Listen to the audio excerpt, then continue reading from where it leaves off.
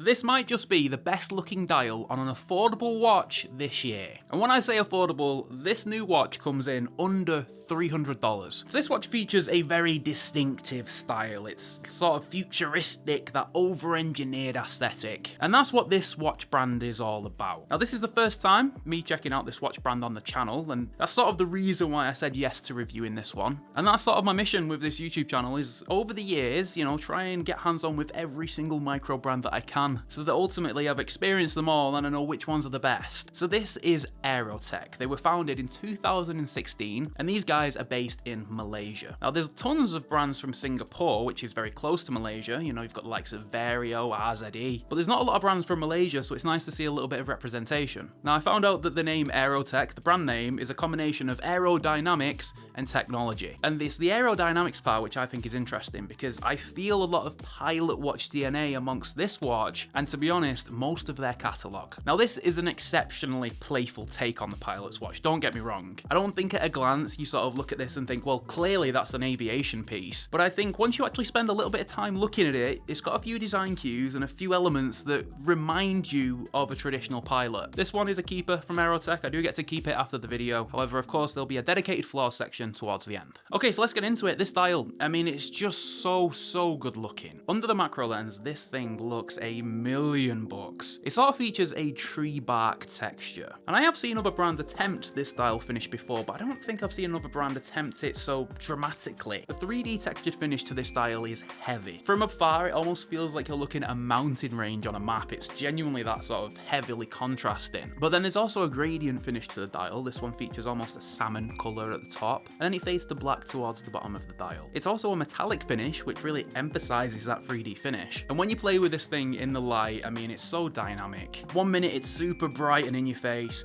the next it's quite dark and a little bit subdued. So it's almost one of those dials that never looks the same twice, which is a big compliment, by the way, because that's a hard thing to do. Now the handset is quite simple here, and you know, that's a good thing because this dial is so strong, but I really love this sub-seconds register. It's a nice little touch. It's sort of got an aeroplane-esque design, but I also love the outer ring on this watch, what holds the indexes. You get larger quarter-hour sections, which helps with orientation, and then smaller sub-hour sections for the non-quarters. It stands out really well against that 3D textured dial because it's sat above it, because there was a real possibility with this watch that that dial would overpower the time telling. However, because that minute track is above the dial and the handset is actually quite high above the dial too, you do get great legibility even though this dial is super dynamic. Now that outer ring and the handset is filled with lume, so when you turn the lights out you get a really cool low light experience with this watch. This watch uses BGW9, so you get a nice blue glow here. One thing I will point out though is that the hands seem to have a lot stronger lume than the indexes, which is a weird look, but at least it's the right way round. And one thing that instantly wowed me as soon as I unboxed this watch, aside from the dial obviously, was this watch features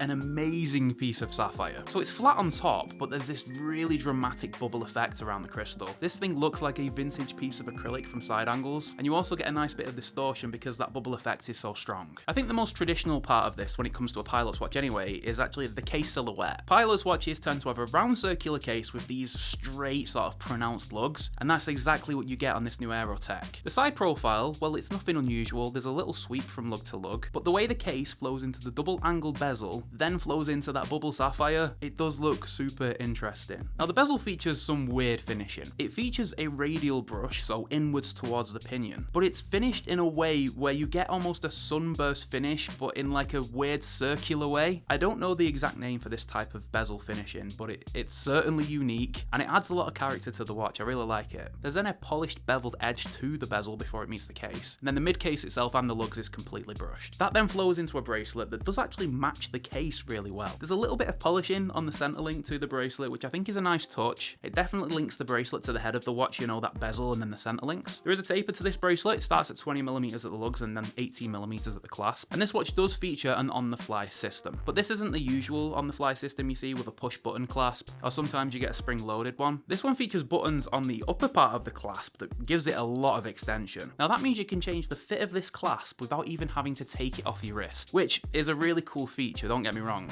It just feels a little bit lower quality than the ones I'm used to handling, but of course on-the-fly adjustment is always a good thing, so I'm not complaining too much. Now size here, they've done a brilliant job. Genuinely, I think they've absolutely nailed it, at least for my wrist size. This watch comes comes in with a 40mm case diameter, lug to lug here is 46mm, and case thickness is 11.5mm, including that dramatic crystal. Lug width here is 20mm, so you're going to be able to wear this with anything you want. And yeah, this watch just wears really well. Because of that clasp, you've got so much room for micro adjustment, so you're basically guaranteed a good fit all day, every day with this watch. Now, one thing I've got to point out is this watch features a very unusual case back. Now, the crown and case back is screwed down here, but the case back features a diving helmet. And as mentioned, you know, this feels like a pilot's watch, and I think that's what they were going for. So why have they put a diver's helmet on the back? It don't really make much sense to me. There is a tiny little glass cutout as well in the helmet where you'd be able to see through. However, it doesn't actually show anything. Like, you can't see the balance wheel, you can just see the rotor, and it's not even like you can see a nice part of the rotor. It seems a bit pointless to me. Now, this watch does have 200 meters of water resistance, so there's sort of a link there with the dive helmet, but of course this isn't a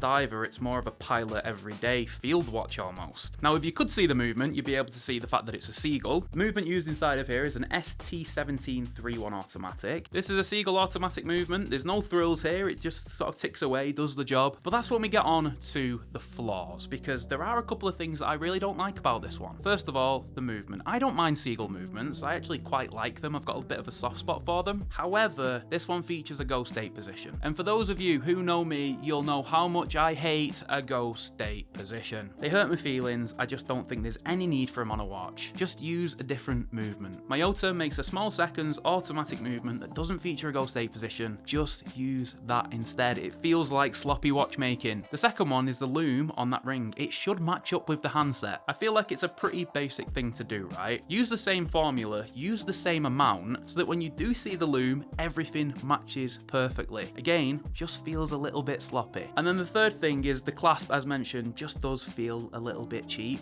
And I'd probably say the same for the bracelet too. Just in hands, you can sort of tell that this isn't a premium bracelet. It's still comfortable to wear and it's a genuine 2-link bracelet, but just in hands, it just doesn't feel premium. Now, I asked for this specific dial, but there are 4 other dial options available. All of these dials look $1,000,000, and if they look anything as good as this one in terms of the texture, in terms of that metallic finish, I think they're gonna look incredible in your collection next to your other watches. But then we come on to price, right? So this is a Kickstarter watch. Even though this brand is 10 years old, for some reason they're doing a Kickstarter, which I think is a bit weird. Surely they've got to a point now where they don't need to do crowdfunding. But anyway, we'll forgive them on that. This watch is on Kickstarter and it's coming in at around $299. Now, you can actually get it cheaper. There's some super early bird offers, but I don't know how long they're going to be around for. And the highest price on Kickstarter is $299. Full retail price for this one is $499. I think at $299, this is a really compelling watch. I think the quality is good enough. I think it's got an amazing crystal, and of course this dial design is to die for. $299,